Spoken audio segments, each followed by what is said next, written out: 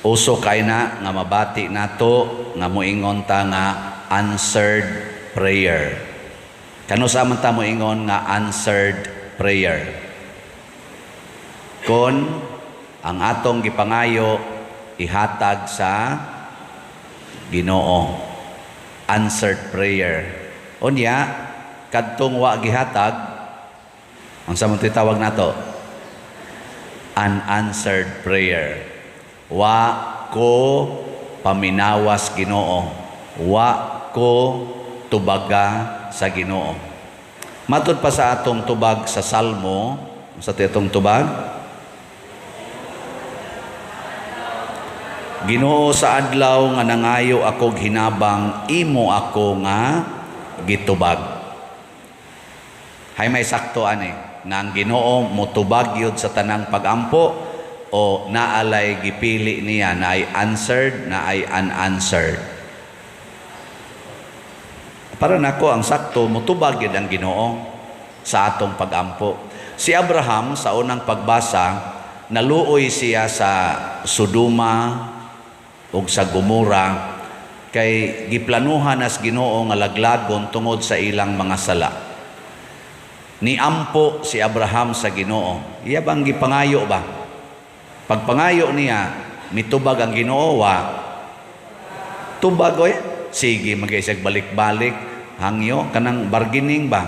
Siya kung naay 50 katawo nga nagtuo nimo, imo na silang sunugon sa dili. Hangtod ni abot gid siya sa napo na lang katawo. Ang gitubag yapos Ginoo, dili nako laglagon basta naay napo ka mga buutan nga nagtuo nako. Nalaglag ba ang Sodoma o Gomora? Nalaglag, nasunog. Unya, unsa may isulti ni Abraham? Unanswered prayer? Nagitubag man siya sa Ginoo? Giuyunan mas Ginoo ang iyang pagampo? Nya nganong niingon, nganong nasunog man ang Gomora? Kay wa kaabot og napo ang nituos Ginoo. Kinsa ra may nituos Ginoo didto sa Sodoma? Didto nagpuyo si Lot, ang igagaw ni Abraham. Si Lot na ay asawang usa og duha ka anak nga babay. Upat na lang sila kabuok ang nituos Ginoo. Wa kaabot og napo. Nya pagdagan pagyud nila, giingnan pagyas Ginoo, kun mudagan namo padung adtong usa ka lugar nga di nako iapil og sunog, ug unsay inyong mabati ayaw gyud mo lingi. Why mo lingi? Ang kuan pagyud, ang asawa pagyong Lot, pagdahunog na nilingi pagyud, nahimong asing, namatay. Sa ato patulo ra gid ang nituos Ginoo. Kay bao ba mo unsay sala sa taga Gomora og Sodoma? Unsa man gyud pinaka number 1 nilang sala didto? Wa mo kibaw? Basaha Genesis chapter 5 at chapter 18 ngadto pataas. Ang ilang sala didto nga dako gyud kaayo is homosexuality. Ang mga babae kuno di na makig-sex og laki, gusto nila isig ka babae. Ang mga laki sa dili na gustog babae, ang gusto nila isig ka laki. Kadtong duha ka anghel nga niya dinhi nga ning lakaw padong sa Sodoma, nisakato sa balay ni Lot. Duha ka lalaki. Guwapo man to sila, mga lakiha, kay mga angels man to. Si kuan man to, si Michael o si Gabriel. Nisaka dito. Nagpundok ang mga laki kuno sa kaning tugkaran ni Lot. Nya ningon pagawasan ang imong duha ka bisita kay makighilawas mi nila. Ingon si Lot, ayaw in town kay ako ning bisita. Di amang ko'y duha ka anak nga babae, virgins pa man ni sila, kay mga batanon pa man, kanila'y tabangin ninyo. Ako ning ihatag ninyo, ayaw lang ning akong anak, akan ni akong bisita, kay maikog ko bisita ko ni, di mi anang imong anak, wa na'y lami, kana yung naangkwan, bisita. Mautong nakaingon ang mga anghel, wa nagitarong din hilot, mo na ato na lang gining sunogon. Kakuha mo? Kani marites lang ning ako sad. Wa man nagisulti ron dire, pero iyang basahon di gid hinuni exactly kay ako gisulti gipuno-punoan naman sa tunako, pero kanang mao ni siya ang konteksto nga homosexuality, sexual sins. Karong panahon na anha ka mo tan-aw sa internet, grabe sad ang sexual sins. Dili lang homosexuality, kana sa gyong mga kalaway ba gitawag na nato og porn or lust in sexual sin, lust, kaulag. Kana bang wa nagyoy control din agid ta maminaw sa Ginoo. Gusto ta nga ang Ginoo mo'y muminaw nato, gusto ta nga ang Ginoo mo'y mingon sabta ko Ginoo kay ingon ani ko. Instead nga moingon ta kaluy ko Ginoo nga dili ko madaan ning akong sala, ingno na nato ang Ginoo sabta ko nga mga bityog ko, magpakabityog ko, nga makigtipon yog ko aning isig nako ka gender. Inyong kong tutukan. Onya, kinsa may nagampo si Abraham. Unsa may giampo ni Abraham? Nga dili unta madayon og kasunog, pero nadayon gyud kay ngano man ang iyang giampo wa magampo sa Ginoo. Nakaron dili ta mo focus sa gisunog, arita sa gidungog. Ang pagampo ni Abraham gipaminaw sa Ginoo. Nagsigig sanong ang Ginoo, bisag gasigig adyas-adyas, wa mo ingon ang Ginoo, hasol ba nimo ana? Siging adyas, nisugot na ko 40, imo na sang himuong 30. Nisugot ko 30, himuo na sa nimong 20. Nisugot na ko 20, unsa pa man gyud, wa mo ana ang Ginoo, wa sa puta ang Ginoo, kay malipay ang Ginoo basta mo ampo taniya. Basta ang atong pagampo tinuod nga pagampo. Ug unsa may tinuod nga pagampo, muna ni tudlo si Kristo sa pagampo nga gitawag natog Amahan namo, or Our Father, or the Lord's Prayer. Unsa man ni nga pagampo pag-ingon Amahan namo, unsa man ni? Plural o singular? Ang context ba?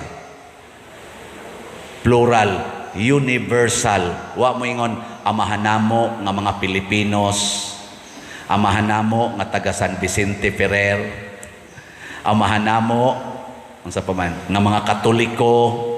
Wa, di why specific? Unsa ra man gyud? Amahan namo. Kay ang Ginoo amahan sa tanang katawhan. Gihigugma niya ang tanang katawhan. Muna magampo ganita aron dunggon tas Ginoo. Unsa may itong inampuan? Ayaw pagampo nga Ginoo tabangi taon ko. Ing nataga tabangi taon mi. Nanglitan mo ampo ka nga mopasar ka sa board exam. Ing na pagampo, Ginoo makapasar unta mi sa board exams. No? Tutok pa mo, dili sakto. Kasagaran ko, Ginoo, papasarain taon ko sa board exam. Ang mga ginikanan sa Ginoo, in taon, maluoy taon ka mo pasar unta nga akong anak sa board exam. Ayaw ing na nga mo pasar unta sila nga mo take sa board exam, kuyog sa akong anak. Ngayon na yung Ginoo, naamang kayo mahagbong sa board exam, ako silang papasaron, ang imong anak akong hagbongon. Ang sa may mong isulti, unanswered prayer? Answered prayer. Kaya nga naman, nakapasarban ang kadaghanan, o ang uban, nakapasarban, naapi lang sa wa kapasar ang imong anak.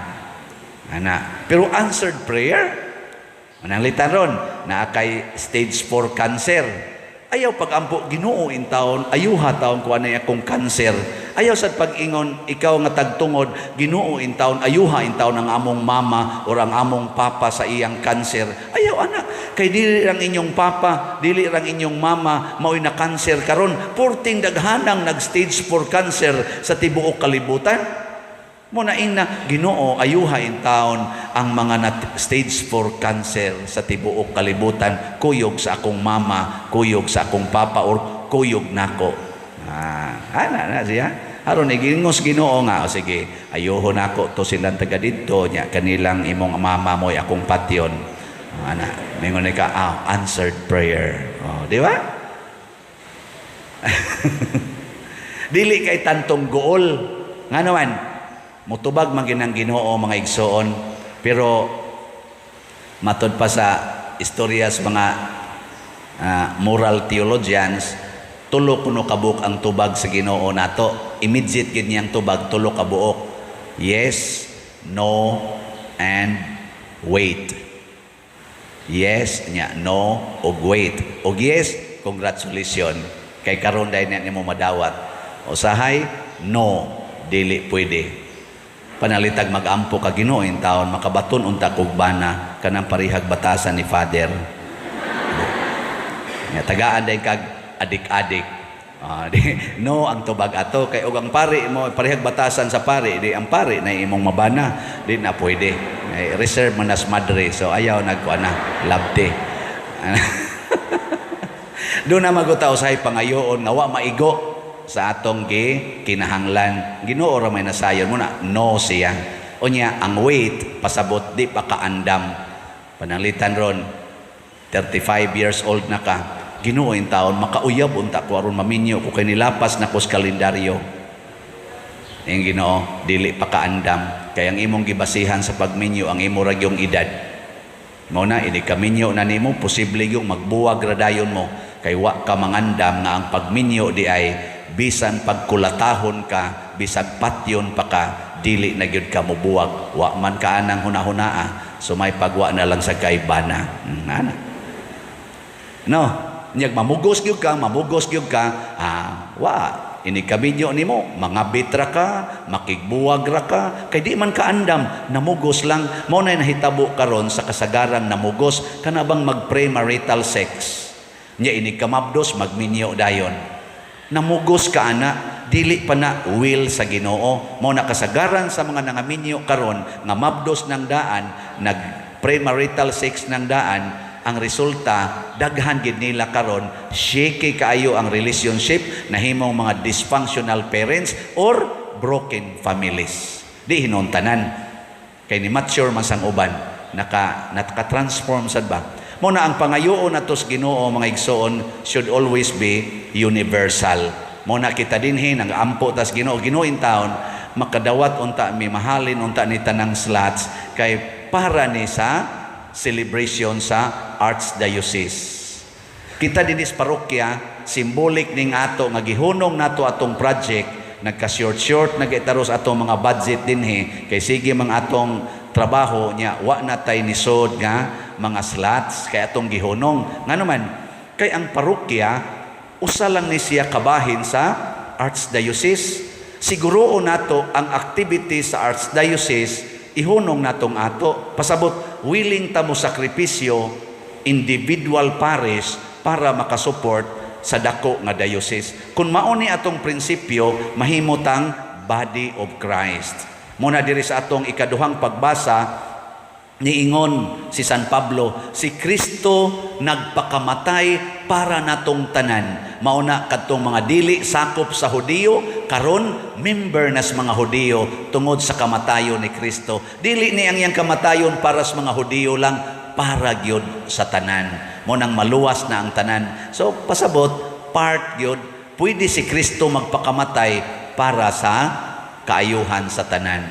Mao sa nakamo individual person or individual family, ayaw sa mo pangaon og mga duha ka adlaw. Nya kadtong inyong budget sa duha ka adlaw, ihatag dinhi ipalit og slot. Inom lang sa among tubig. Pila may magasto ninyo isip pamilya sa duha ka adlaw? Sobra gina tingalig mga 500 no. So ihatag dinhi. Di kitang tanan ngahatag. Nya inom lang og tubig. Mamatay din mo after 2 days. Mamatay dili. Dili oy, patay go taon. Inom kag tubig, wa kay kaon, di ka mamatay. Slim na hinuon kay ka. Alagi, mawa imong tiyan, mawa imong sugar, mawa imong muus-us may imong kolesterol, hasta pang imong mga panakit-sakit kana mga uric, mga wa panatanan. Lagi.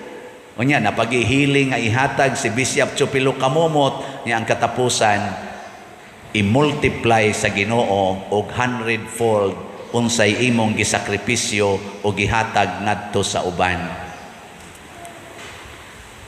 Nya inig sunod tuig mahibong lang mo ang imong gihatag nga 1,000 i-multiply og 100, makadawat ka og 100,000 nga graces sa imong kinabuhi. Ang nitoo manindog.